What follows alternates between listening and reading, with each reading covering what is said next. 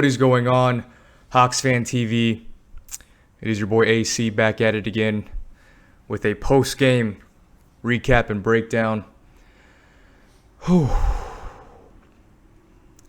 If you guys have noticed, I'm not wearing my typical Dominique Wilkins jersey.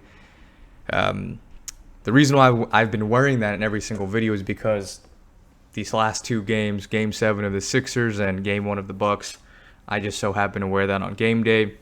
We won. Can't leave anything to chance, so I had to continue to wear that until we lost. And now I'm going to go switch up my game day gear now because that was the worst game I've seen all season. All season, postseason and regular season included. And we've had some really terrible games over the regular season, especially in that Lloyd Pierce era. But, oh my gosh, what a disappointing game too. And I said this in my preview 2 videos back. If we don't keep it close going to the fourth quarter, we're going to lose. If they go on these massive runs, that 20-0 run in the second quarter absolutely destroyed us. Trae Young played like hot doo-doo. It is what it is. No disrespect, but you know, when your superstar player plays like that, you got to call him out. And he played like absolute trash. The turnovers in the second quarter is what basically lost us the game. The game was over once by halftime. Just playing absolutely reckless, careless. And the worst part about it is the Bucks did nothing special, okay? They did absolutely nothing special, in particular schematically, or did nothing from a game plan perspective to confuse Trae and the Hawks offense. Trae was just making some careless passes, just unforced turnovers that resulted into easy buckets, especially in transition. Drew Holiday getting wide open fast break layups. Just absolute trash.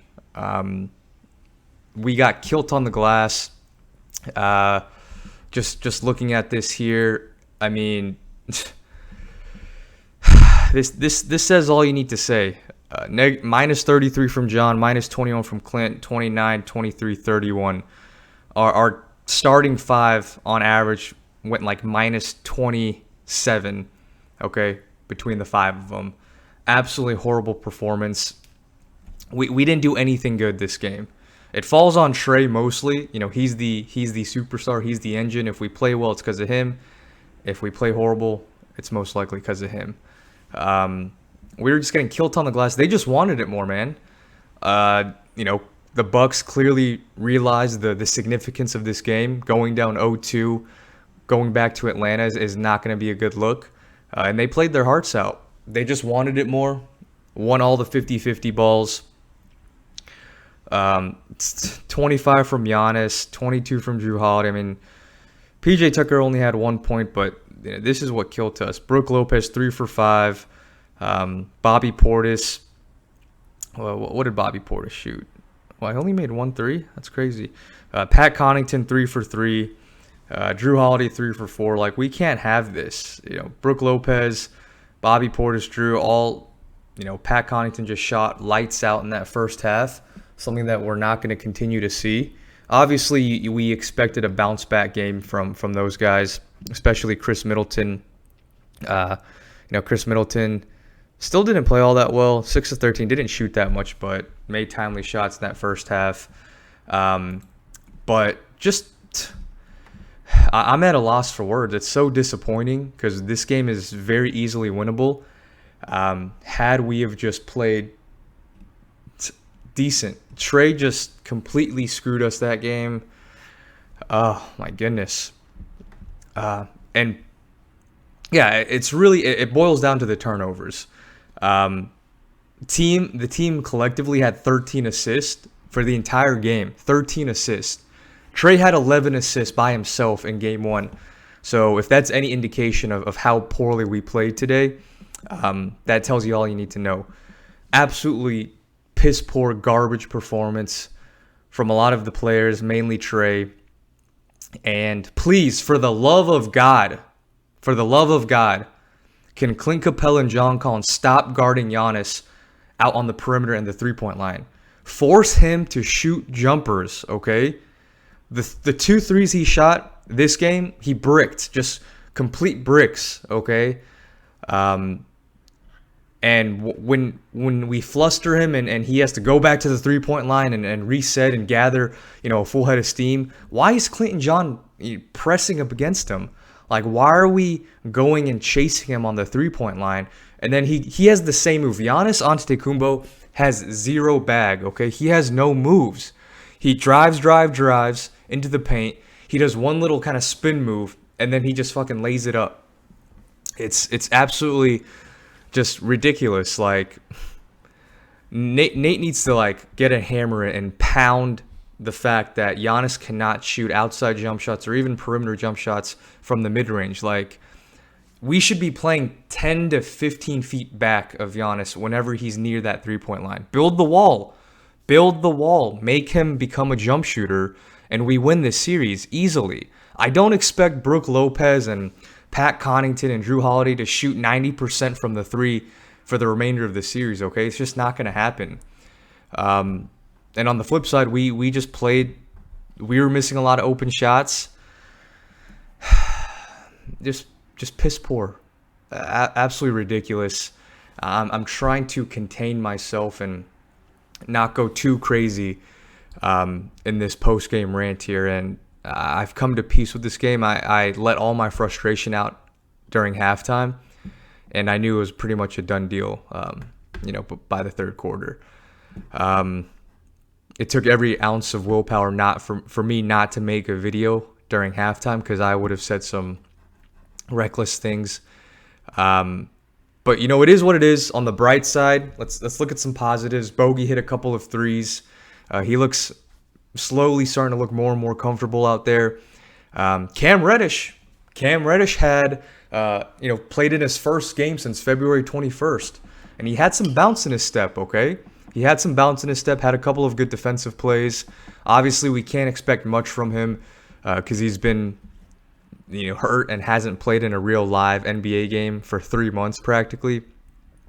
Almost 4 months at this point? March, April, May, June. Yeah, 4 months.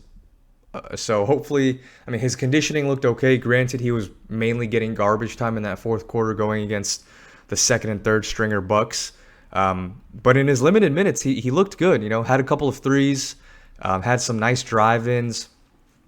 So honestly, at this point, he needs to be in the rotation, in my opinion, because at the very least, he can provide some perimeter defense for us, athleticism, maybe an extra body to put on Giannis and Middleton.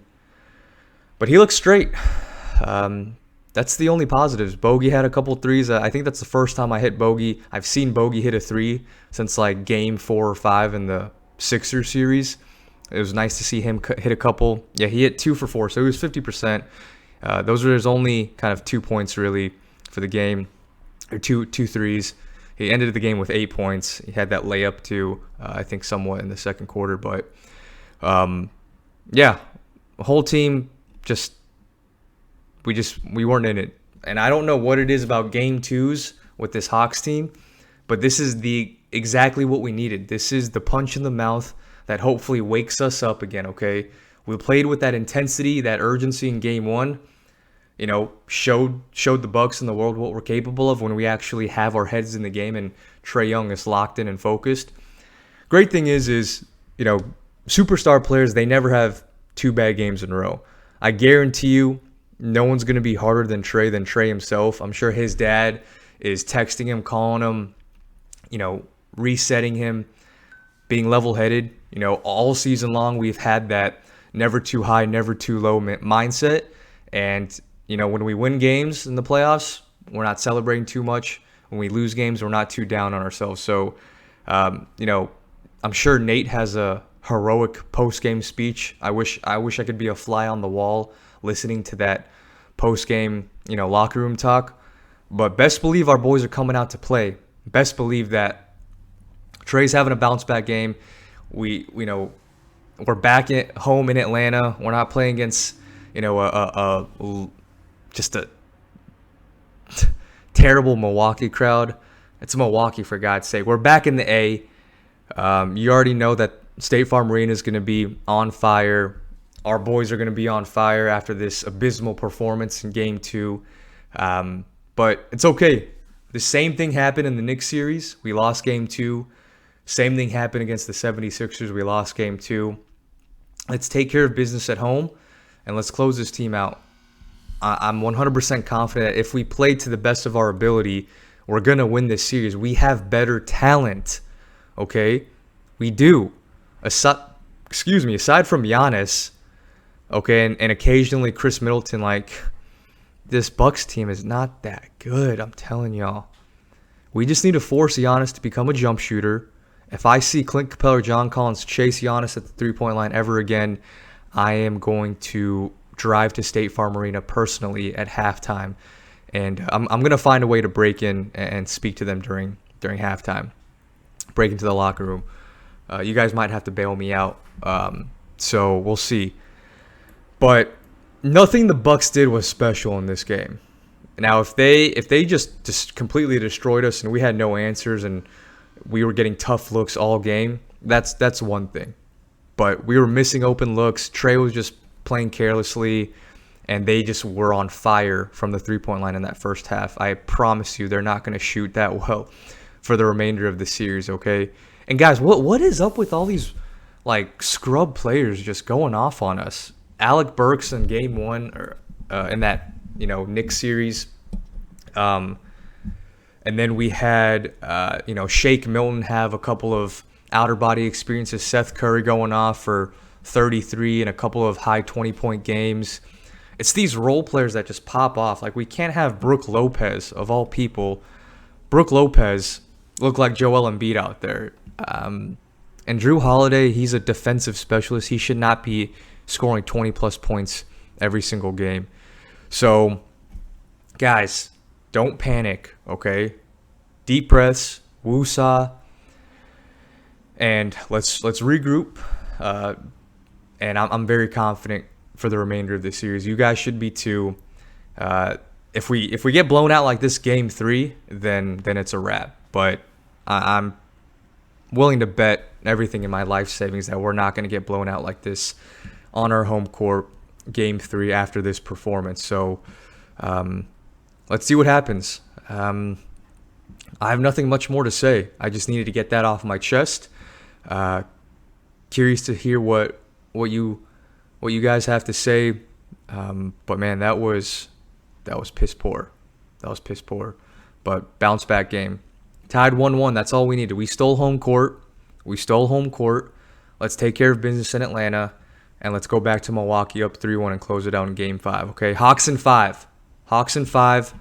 And I can't wait for Sunday. Sunday cannot come fast enough. I'm gonna do a live stream probably Sunday, and we'll do a pregame kind of breakdown analysis preview of Game 3. Don't lose too much sleep over this, guys. Let's regroup, and better believe Trae Young's gonna have a bounce back game. All right, Hawks in 5. Good night.